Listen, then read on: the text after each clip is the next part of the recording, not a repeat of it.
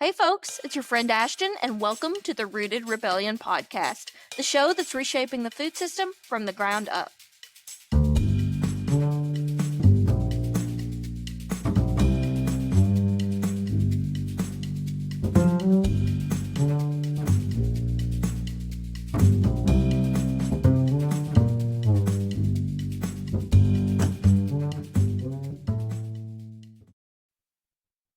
Hey friends, and thank you for joining me once more for this week's episode of the Rooted Rebellion podcast. I'm so thankful, as always, that we can gather together here and have a little chat. And I also want to thank you for following along throughout this season. It's because of listeners like you that this podcast even exists. So thank you for continuing to show up and supporting the show by sharing it with your friends and rating the show through whatever platform you choose to listen. We are coming up on our very first season finale. Yes, folks, you heard that right. Next week, we're going to be winding down this historic first season exactly the way that we started it. I'll be joined by Raan Farmstead founders Alexis Campestri and Bo Milton to recap some of the highlights and lessons we have learned in this, the first season of the podcast and the first season of Raan Farmstead. So tune in next week to join us for that very special episode. Today we're in for a real treat, and you're going to get two guests for the price of one. I'm joined by healers, plant experts, and soul sisters, Sydney Morical and Cathryn and Raan of Wild Wanders, to discuss all things foraging. Cathryn and Sydney are the founders of Wild Wanders, a heart-led business devoted to foraging education and reconnection with our non-human community. These ladies lean on their personal experiences with plant life to lead workshops and wanders, their own term for plant walks that are as full of intent as they are fun. Cathryn and Sydney also produce a wide range of thoughtfully crafted botanical goodies for healing the body and the soul, which they'll share with you during this interview. Today, they're going to provide you with the foundation you need to begin your foraging journey and discuss just how vital it is for us to incorporate wild plants into our nutrition. But more importantly, you'll hear just how much we stand to gain with plants as our teachers. It's my honor to introduce Cathryn and Sydney of Wild Wanders.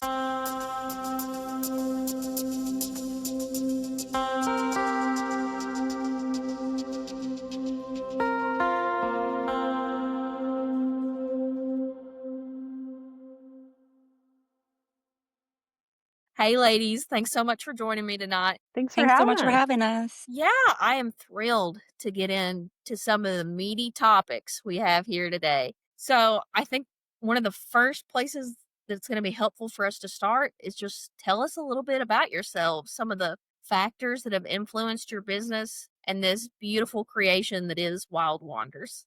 Well, I feel like the initial starting point was for me was probably as a little kid. I spent a lot of time playing outside and talking to plants. I would line them up and make them have their own little adventures, and I'd climb up this basswood tree in my front yard and read books and just talk to this tree because I love this tree. But really had no one in my life aside from a grandma who liked to grow flowers. Didn't have anyone in my life who grew any kind of food in their garden. Didn't have anybody in my life who had any kind of concept around plant medicine.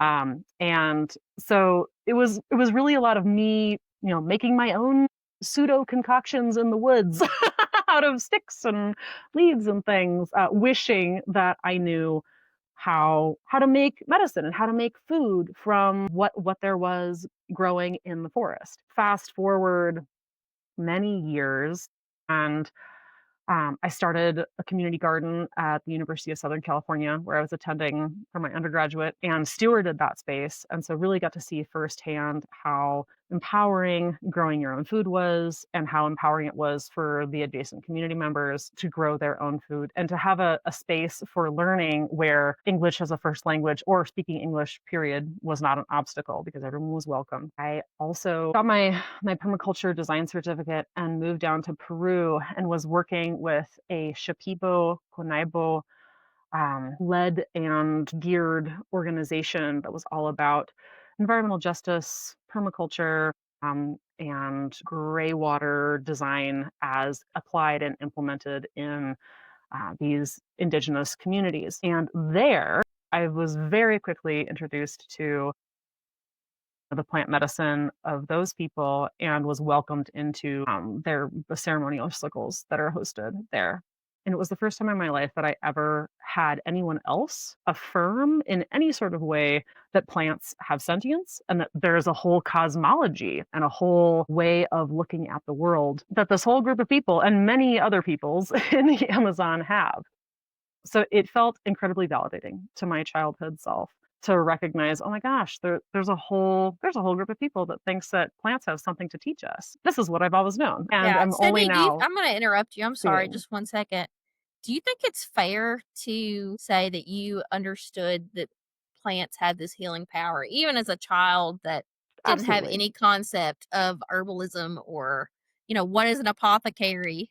yeah, absolutely, yes. Wow. And where do you feel like that stems from? How did that connection present to you on an emotional level? That's a beautiful question, and I'm not gonna lie. I think a lot of it was just the felt childhood magic of Mm, being outside and being with plants. Your perceptions are so ungated at that point, and they're so wide open, and so I think you really are very available to the incredible power that is there of just like, whoa, like this plant is so beautiful, or oh my gosh, like this plant smells so good. You're so in it, like sensorially in it. And there was no way for me to separate the sensorial experience from the like felt sense of like magic, which I think is mm. pretty common for little kids. Like the world is magic, everything's magic and magical. And in some ways, I don't know that I really outgrew that. Well, and you know what? I don't think you should have, and that is beautiful. So, spend some time in Peru where this sense of magic was affirmed for you.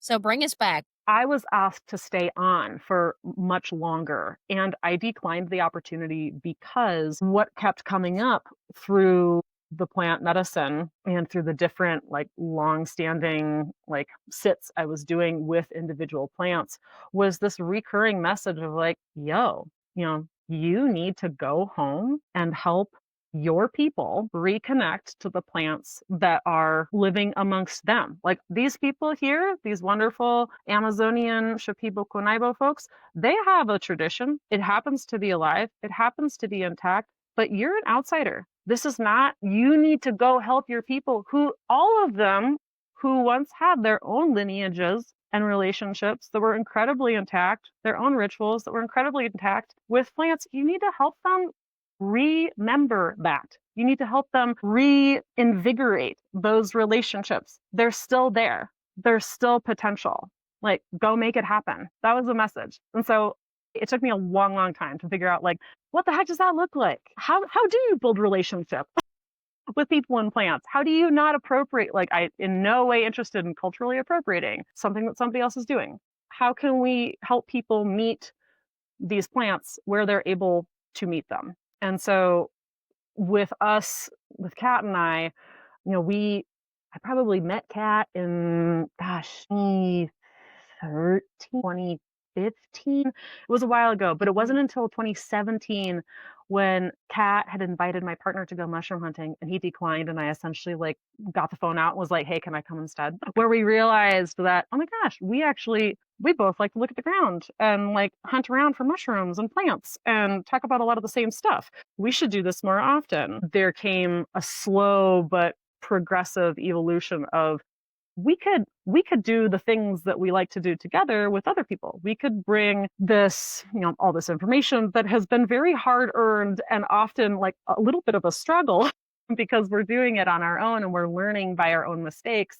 We could bring this to other people who want to learn. And so that was the beginning of Wild Wanderers, was us coming together to offer classes around things that we were excited to teach and things that we had learned about that we wanted to share in the name of really cultivating those relationships that people have with the plant and fungal kingdoms, queendoms. So, Kat, it's clear that you Yeah. all have this connection and that you share many of these values. What background has led you to where you are today? Well, I grew up in rural northwestern Montana. And, like any Montana kid, I grew up picking huckleberries and honeysuckles. And, my family lived kind of tucked away in the woods a bit outside of town. And we had a huge garden where we, grew most of our food and got most of our food locally because we were poor. My mom says, she's like, what you kids call sustainability now, we just did because we were poor. Beyond that, it took me decades to kind of find my winding way back to the wild in that sense. When I was in my early 20s, I was living down in the Bay Area in California, and I was selling Mediterranean food at the farmers markets. And I worked the San Francisco Ferry Building on Tuesdays. This gal that worked at a store inside the Ferry Building called Far West Fungi, she loved falafel. And so every week she would come out and I would give her some falafel and baba ganoush. And I would come inside and come into this store and see this variety of exotic mushrooms that I had never even heard of. And they had these beautiful mushroom kits displayed and books. And it's just this whole world that I hadn't yet really discovered. And so every week I would take home a new mushroom, like a chicken of the woods or, like all these different things, lion's mane that I had never heard of. And I was like immediately just fascinated. And from there, the fascination kind of grew and I started seeking out more information locally. And I joined the Sonoma County Mycological Association and I started going to their forays out at Salt Point on the coast. But shortly after joining that and going on some of those, I moved back to Montana and I moved to Missoula here. And so as soon as I came back, I immediately signed up for the Western Montana Mycological Association and I started following Larry Evans around in the woods as much as I possibly could. And at the same time, I was also attending the university here and I was working at the peas farm affiliated with campus because I was certain that I wanted to be a farmer. And as I was spending many, many hours weeding, I was learning about the weeds and learning that they were not only edible, but they were delicious. I was eating them a lot, while I was weeding them. And I just for the life of me, still find myself not able to comprehend why on earth we are spending so much time and energy ripping these beautiful plants out of the ground that need absolutely nothing from us to survive and thrive, to replace them with these plants that need to be coddled into existence with just the right light and just the right moisture at just the right time, or else they'll crumble. And, to have something now that has taken so many resources and is providing less flavor and less nutrition than the thing that we pulled out of its place. And in having conversations with other students about this, I was just like, there isn't a market for these plants. There's a market for lettuce, but there isn't a market for purslane. And I'm like, well, that's ridiculous, and I thinking about this, I love my farmers and I do love the act of farming. But at that point I was kind of like, okay, I cannot spend my time farming in this way because this just doesn't feel good to me. And so I was like, okay, well, I can maybe have a part in making a market for these things. And so I'm in the woods learning about mushrooms, and within that, learning about different plants in the woods. And more and more and more, I was going out into the woods looking for food. And at the same time, I'm learning about growing food and learning about the weeds and eating the weeds. And so my diversity of what I was eating was really growing.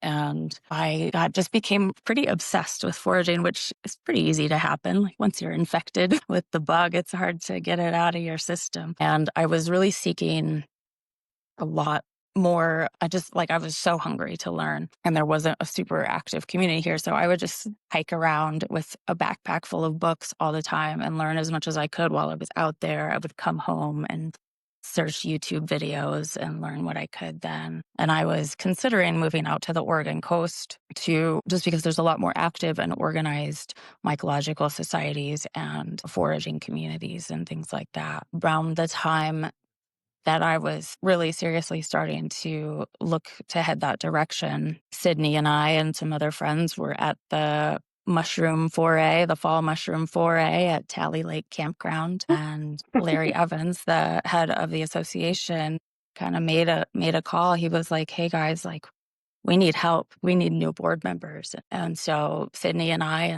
and a handful of other friends all joined the association at the campground that day. And I just, I was like, okay, well, I could either leave Missoula and go to this other place that is absolutely wonderful still and be a part of these other communities that are already really well established, or I have this opportunity now to help create the kind of world that I want to exist here. So it started with the Mycological Association. Sydney and I have been working together um, within that organization since 2018, leading events and communications. And within that, we gained a lot of experience, built a lot of community that is so, so dear to us. After, I guess about 5 years of doing that, we were like, gosh, like we spend so much time also working with plants and with herbalism. I was working for Meadow Sweet Herbs in town and going to herb school. Yeah. And so learning about all the medicinal qualities as well, because I was eating so much wild food at this point, and I'm like, it only makes sense to kind of learn about the medicine now. And since we were so focused on mushrooms in this one area in the community sphere, we were like, gosh, we would talk about plants all the time out there and forays and stuff. But we're like, we could create something now where we kind of create a more holistic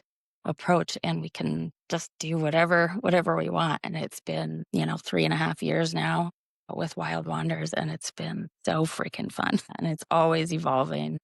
And the communities that we have built through the Mycological Association, through Wild Wanders, through Meadow Sweet, through the Montana Herbal Festival, which we also both now serve on the board of, has just been incredible. And it just, continues to grow and grow. Different mycelial directions. Feel really, really grateful that we've had the opportunity to do this and look forward to where it continues to grow. Well, I'm so grateful that you stayed. And kudos to both of you for building your own path in this sector. It's daunting. Foraging is really daunting, I feel personally. It's something that has given me a great amount of joy in my life. But, for so many people, there are some very real obstacles, and it's intimidating to go out and touch certain plant life that we have shied away from for so long. So, how do you remove some of those barriers for people who are just entering the world of foraging? I think, one of the reasons that we started Wild Wanders is because we kind of both had to go about it without teachers in this way. And so we learned a lot of things the hard way, Mm-hmm. hiking around all the time with a backpack full of books is kind of ridiculous when I think about it. But like I said, we've made plenty of mistakes ourselves. And one of the things that we can offer our community is a hands-on approach, and you can learn from our mistakes. You know, we'll tell you what mistakes we've made so that you don't have to.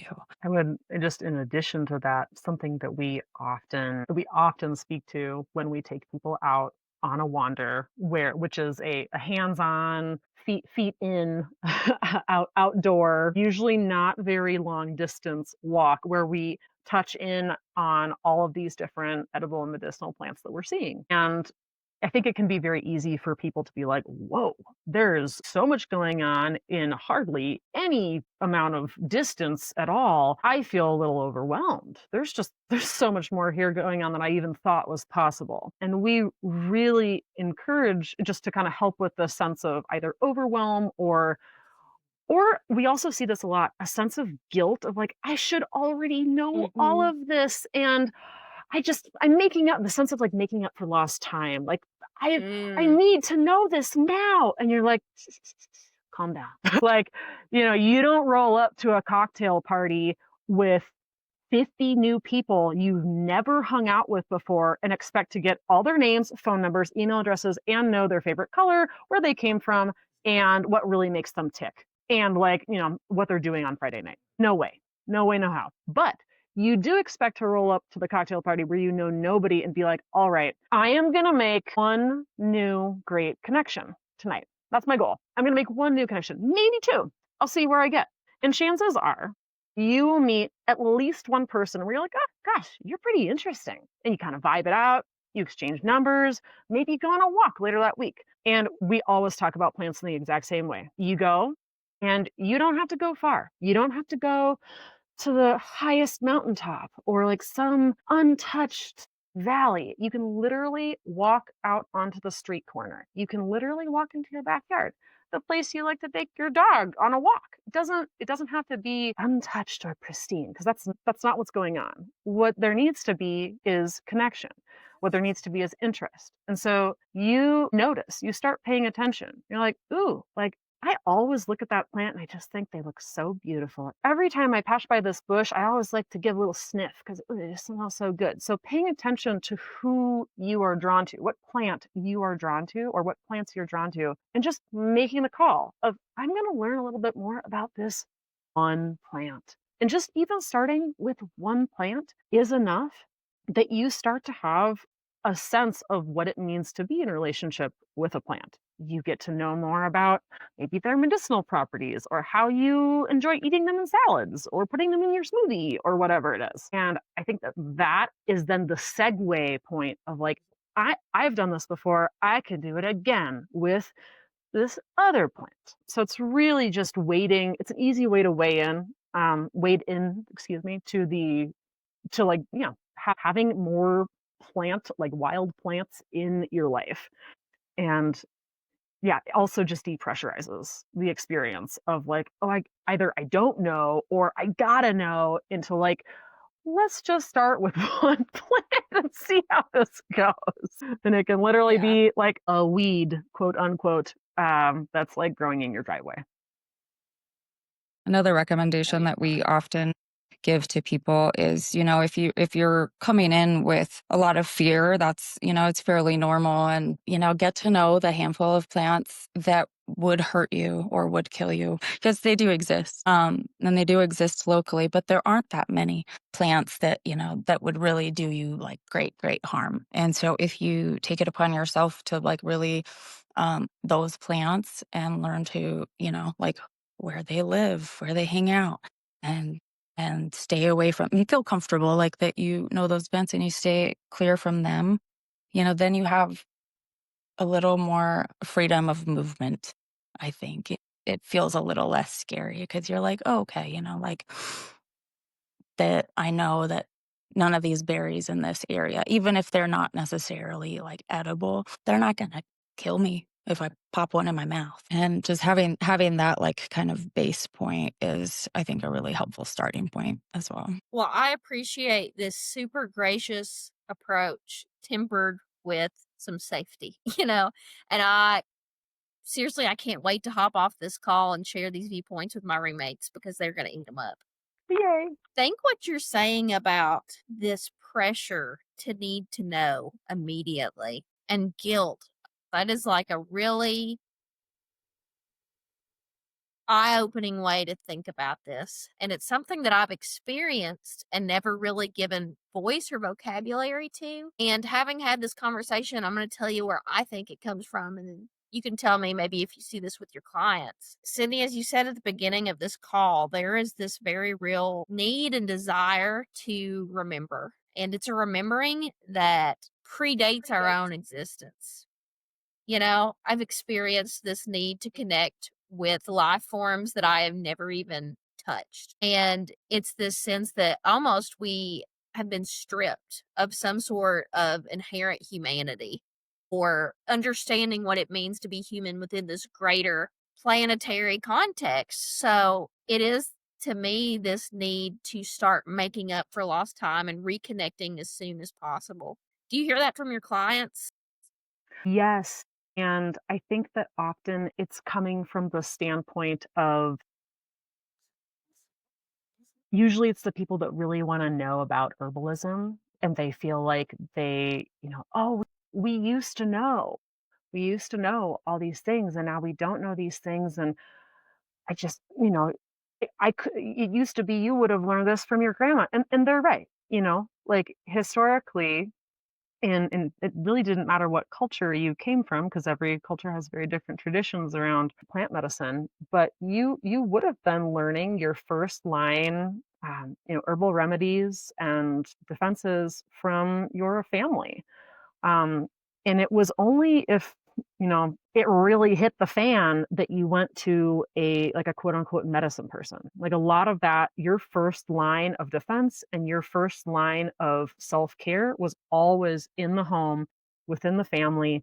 And those traditions were passed down your lineage. And I think that partly, um, that the like tearing away and the stripping away of people from their, at least Western European people in general, but Western European descent folks from that tradition, it's taken a bit. It's gone in waves, but it's very real. It's very real, and I think that you still see, like you see the legacy of a lot of those witch burnings and a lot of,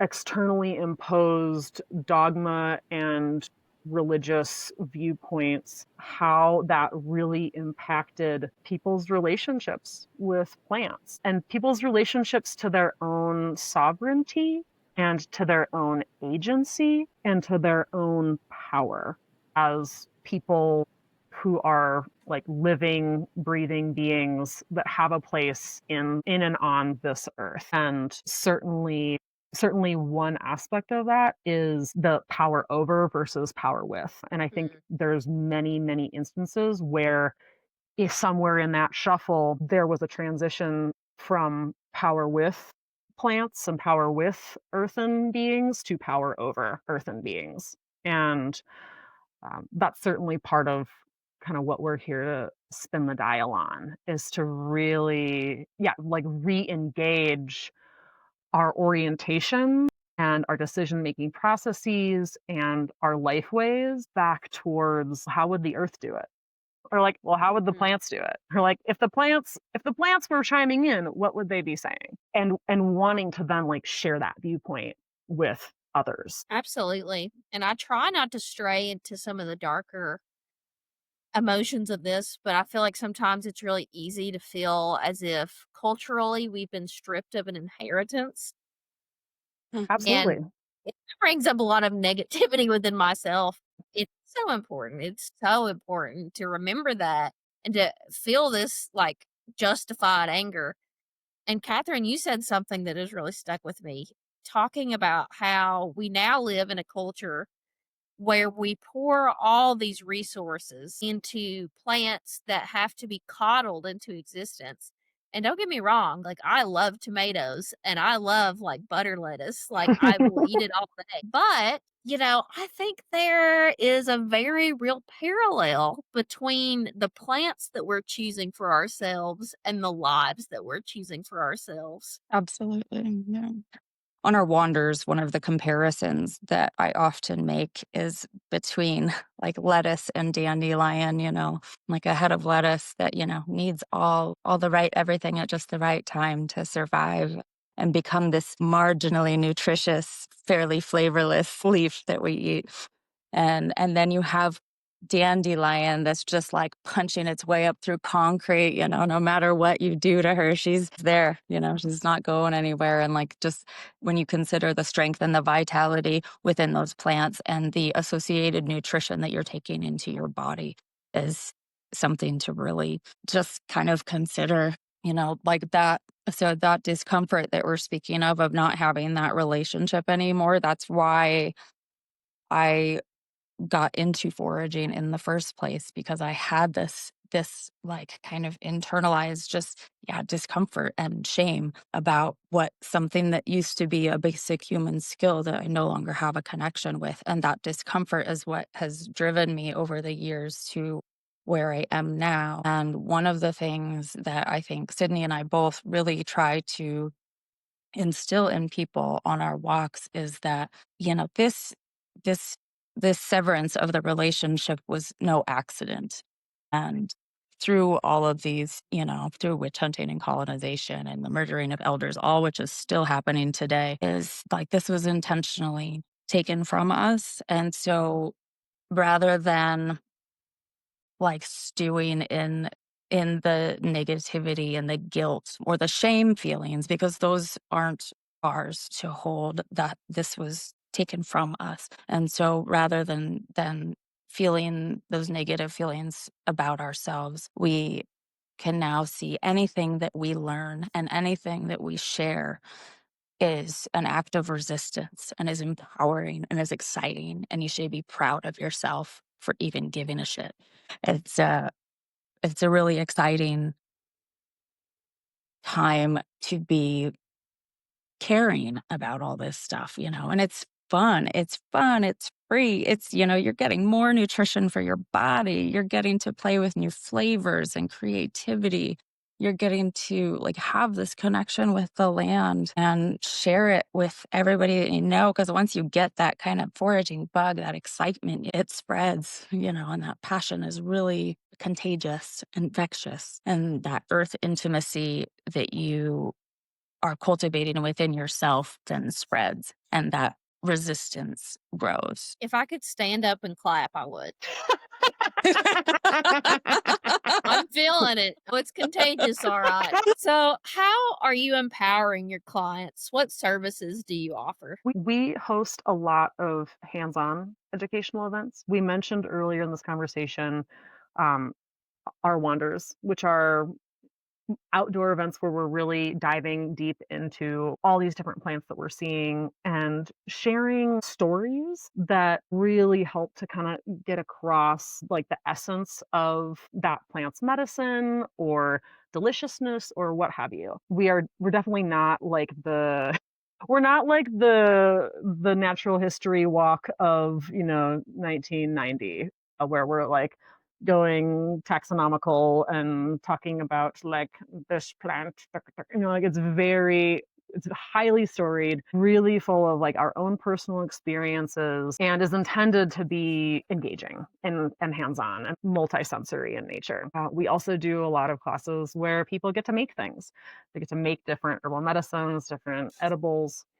Um, we are so that's one class of offering that we have, which is highly experiential. We also have an herbal supported an herbal CSA, with an herbal community supported apothecary, which is our way of crafting seasonal boxes of herbal products that are relevant for that time of year. So we just released our fall CSA, and everything in it we designed to be relevant for people in our general bioregion or like upper tier of the United States during the fall season, and thinking about what is the average body dealing with, how can we support the average body in this transition into more dark times, less movement, typically increased moisture in a lot of cases, more wind. So just really trying to think about like how can we best serve our community through the medicine and food medicine that we're crafting. So that's another big thing that we offer. We are launching something that we feel really proud about, that it's taken a while to kind of percolate on, but a more membership based model. And we are calling it, what are we calling it? We're calling it Joy Rebellion Plant Magic.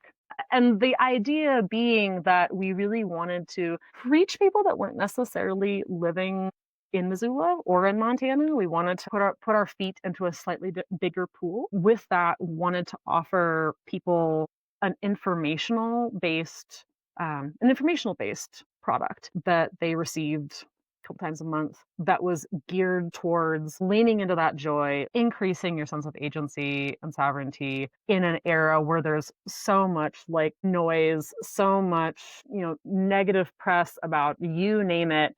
And really trying to like give a platform that empowers people to get off the computer, go back outside, and lean in to the knowledge and the creativity and the play that's already there. So it's going to have a lot of like different exercises, meditations, rituals, recipes, all that jazz. So we're really excited about that. And we'll be sure to send you a link that you can include in the show notes for all this stuff.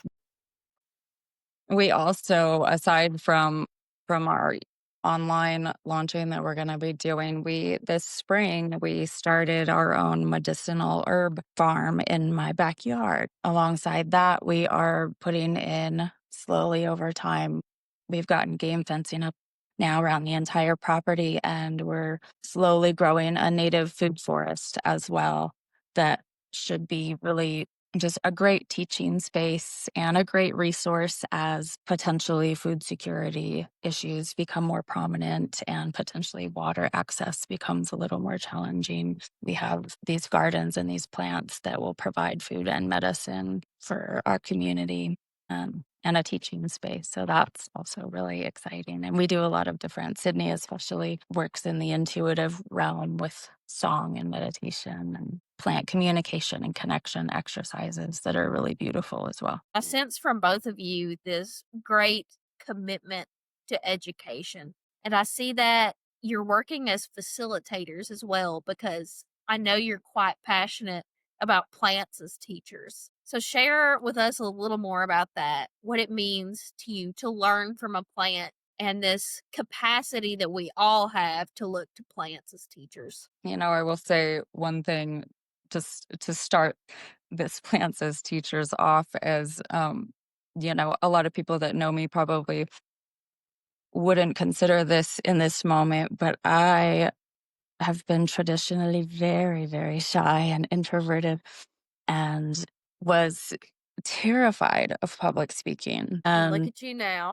And what it came down to, like I was, moving through the thoughts of, like what we were doing. And we've had many conversations about it of like, I've told many people this of just that, it's too important to let my personal insecurities keep me from talking about this and sharing this information. And so plants as teachers in that way of really like kind of bringing me out of a shell of, like just personal insecurity and allowing me to practice and just, I don't know, just give of myself more because it's worth it. It's too important. I would say also, plants just in the way that they exist.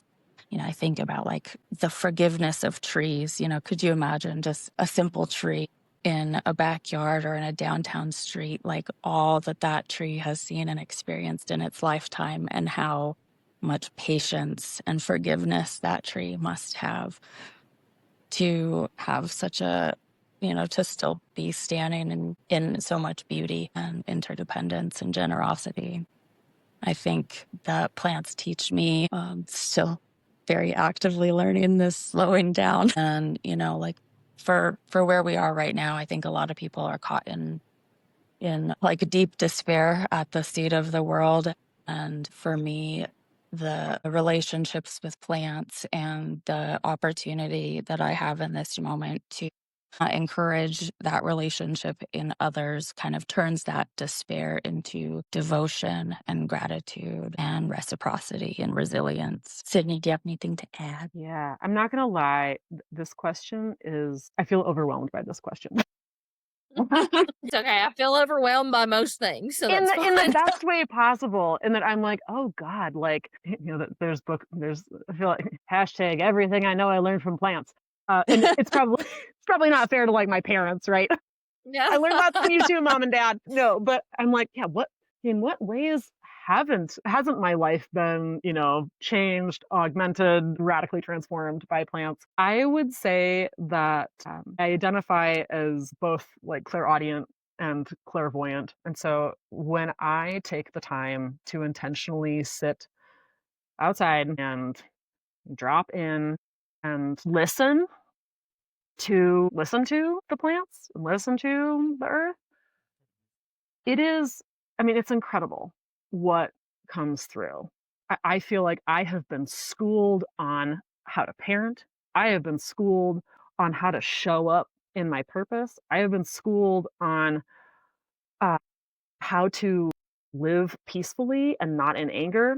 I have been schooled on um, how to get the hell out of my own way and do the damn thing already. I'm just like, so, and any big deal that I have dealt with in the last decade of my life, I would say that some of the most pivotal understandings around that have either come from or been facilitated by my relationship with plants, doing my best to incorporate them into my own like inner dialogue around that. If you all had to describe plants as a family member, do you feel like there's generally a role that they feel? Sorry, this just came to me on the fly. Like, do you identify with plants more as like a parent? Like they're your parent, you are a child, sibling? Is it more Grandma for you energy. grandma energy, like grandmother Grandma Wi energy. seen Mhm. Pocahontas? I'm getting strong grandmother Willow vibes. That's it. I feel like different plants feel different. You know, Mhm. like nettle, which is incredible. Like, you know, anybody who's, you know, ever run into a nettle patch is like, dang, you know, incredibly pokey, stingy, has for me at least, like a really masculine, just a Really? really young energy. Yeah, like a mischievous cousin. Seriously, because I was thinking like this pokey aunt that's always in your business and really sharp with her Yeah. critiques. And that's what's And cool, I don't right? have, I feel the need to say I don't have one of those aunts in real life for any aunt that's listening, but that's how it feels.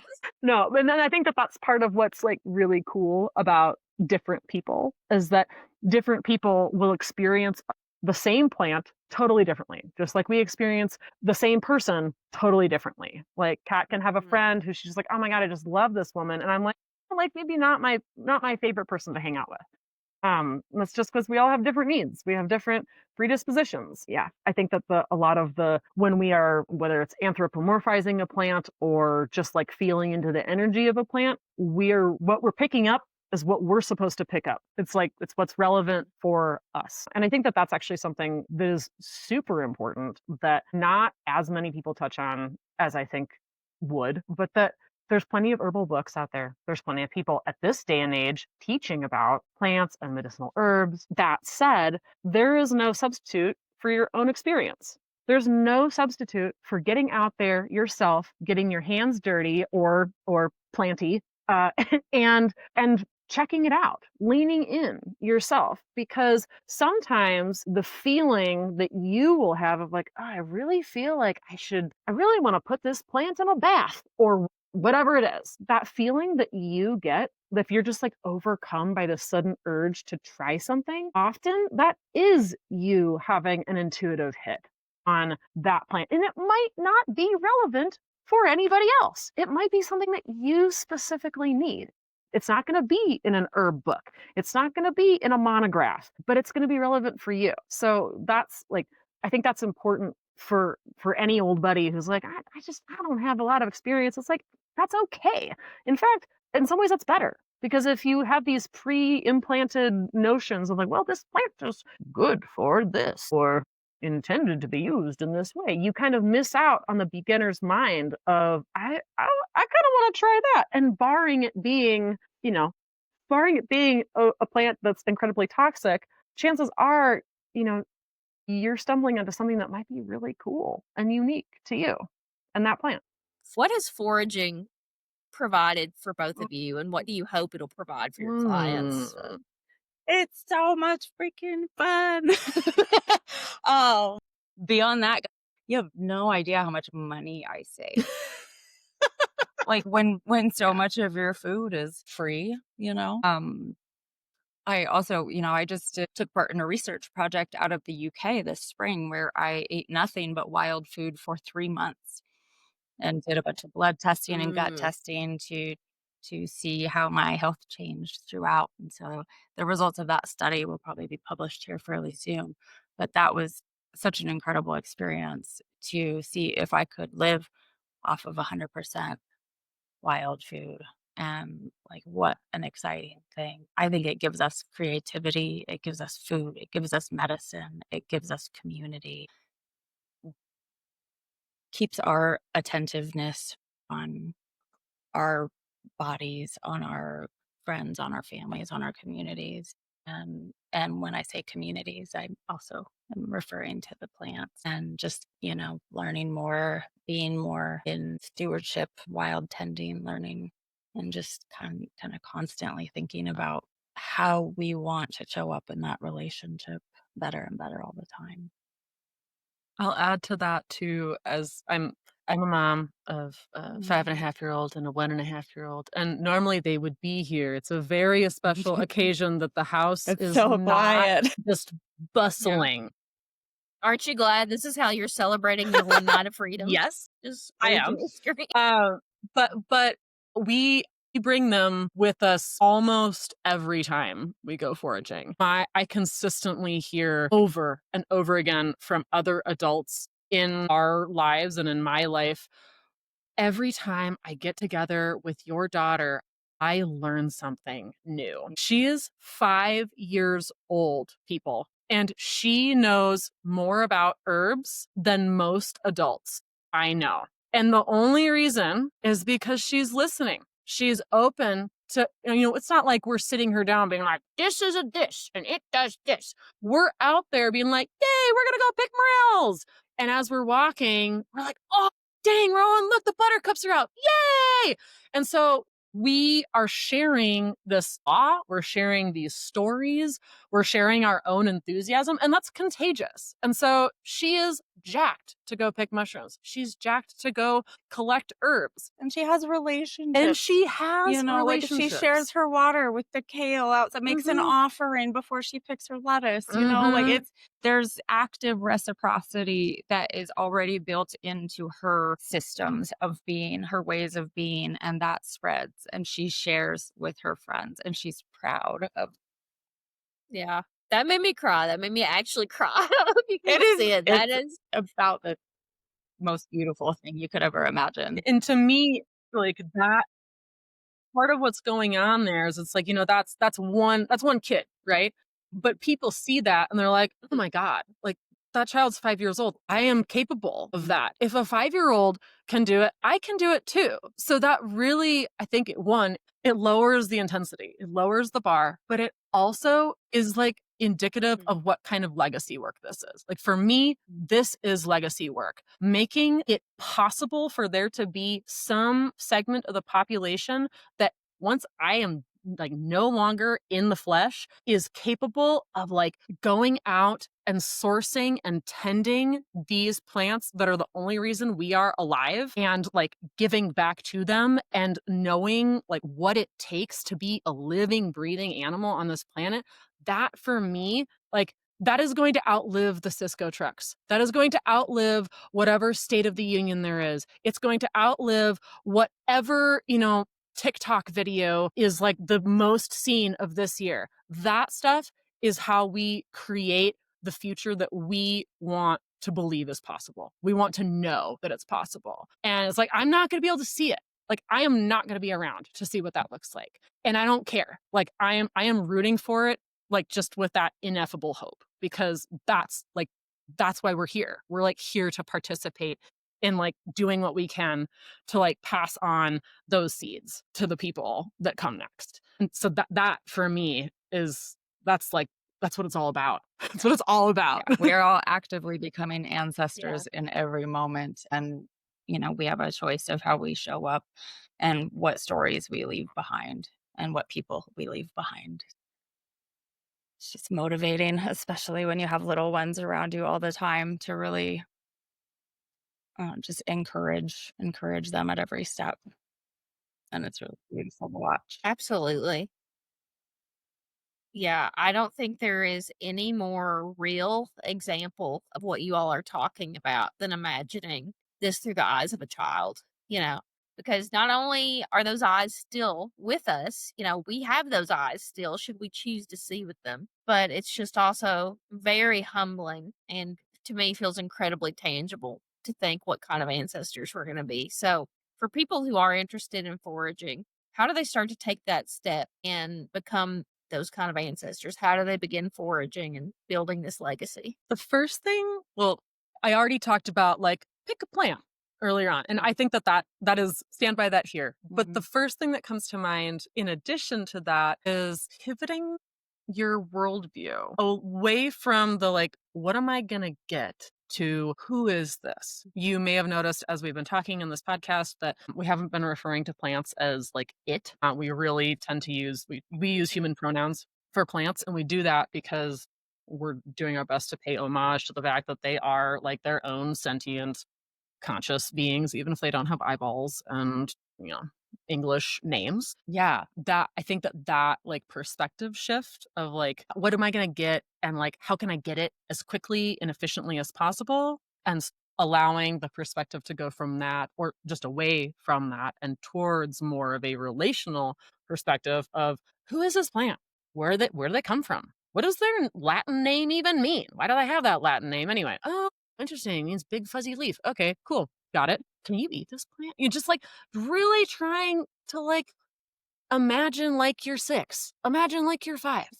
In Allow Alice in Wonderland, Yeah, all the plants allow are your alive. allow your Yeah. perception to open up. Allow yourself the awe and the curiosity of like, what is going on here, and why does this plant grow here and not here? How come I'm going to try to plant this plant in my garden, it's not growing? Why? So that, I think, is just re-inviting in that curiosity and the awe of all of this. I mean, it is magical, all of this magical stuff that's going on in our world at any given time. And I think the anthropomorphization is a really useful tool. That's a good one. It's a $2 word. We It's we checked in about It's that. I do think it's a really useful tool as you're beginning, because it brings to the forefront the relationship aspect of it. And if you were to think of a tree's bark on the same plane as your grandmother's skin, would you be so inclined to carve your initials into it? So when you kind of think about things as having life and having, thought and feeling and all these things in ways, even if it's unrelatable. But if you start to kind of relate it to more human concepts, universal concepts that we also experience, then it can really help build that relationship. But as far as, like I think as we've both talked about, like just start small. Try to just meet a couple people at the party. Don't try to get to know everybody all at once. And often it's the people that live closest to you that have the best understanding of what's real and relevant to you. So, like someone who lives in, a few blocks away from you is really aware of like, what is happening in our neighborhood right now. And yeah, like we did have that big windstorm. Plants that live in your backyard, you're like, man, there's so much of this plantain. I was like, I can't, or these dandelions. It's so hard to grow my grass because I have to keep digging up my dandelion. It's like, well, wait, maybe the dandelion is so abundant where you live because you need dandelion in your life. And dandelion is doing its very best to be like, yo, hello, you. Try to get your attention. See these yellow flowers? Yay. That's, I think, another, just again, you don't have to go to the most remote, beautiful, pristine mountain lake to find the one little particularis. Like, you don't have to do that. You don't have to go. It doesn't have to be exotic. It doesn't have to be, so sacred that you can't touch it like a china shop. It needs to be personal. So as long as you can find somebody, dandelion, plantain, like I can think of 10 plants off the top of my head that are probably in everybody's backyard who's going to be watching this podcast, if they have a backyard. And if they're not, you don't have a backyard, then they're probably in your neighbor's backyard because they're that prolific, because we need them. They are in human spaces because people really need them. So just like to offer that up, that you don't even have to hardly walk out your back door. And there are opportunities there to forage, provided that you don't spray toxic chemicals on your lawn, which if you're listening to this podcast, don't spray toxic chemicals on your lawn, please. Well, if you are that person and you're listening, please go back to 2 episodes prior. Consider this and please see episode 7. Yeah, I think on a more basic level, like there's so many amazing books, there's podcasts, there's so many social media geeks you can follow, find people in your community with similar interests on, Facebook forums or, Reddit threads, anything like that. You can find these people that are infected with the foraging bug as well, and hang out with the plants, hang out with people with common interests. And just to say a little shameless plug, we are also those people. Yeah. I was We gonna have a say, membership yeah. platform for a Mhm. reason, and the lowest tier is designed for anybody to use anywhere in the world as a means of getting outside and doing exactly what we're talking about, like acquainting or reacquainting themselves with the land and the plants that they live amongst. Um, in a way that is fun. Like, it's not stodgy and boring. It's fun, and it's designed to be relevant to what's going on for you as a person, because that's what this is all about, right? It's not like plants, people separate. No, like we're all in this ship together. And so us tying in our like felt human experience, whether that's like, God, I'm having a really hard day, or I'm really pissed off at my husband, or whatever it is, like that, you bring that with you. They feel that. And everything that we're throwing out is designed to be relevant both to someone who is like human, having a human experience, but also someone who is desiring to inform that human experience with plant allyship and with plant learning, because they have so much to teach. And you don't have to be clairaudient or clairvoyant to like learn. You just have to be willing to listen and observe and slow down. And unfortunately, that is one of the most difficult challenges in our present society. So I think, this is a challenge in itself for just, again, a remembering and a rekindling. And I'll end on this final question, although I could keep you here forever. What about this practice makes you feel most rooted? I think for me, it keeps me really active and attentive of my community, human and otherwise, and keeps me constantly considering care, community care, which is a really strong value of us to always everything we do to not only be fun, but also be rooted in community care. Yeah, this is a beautiful question.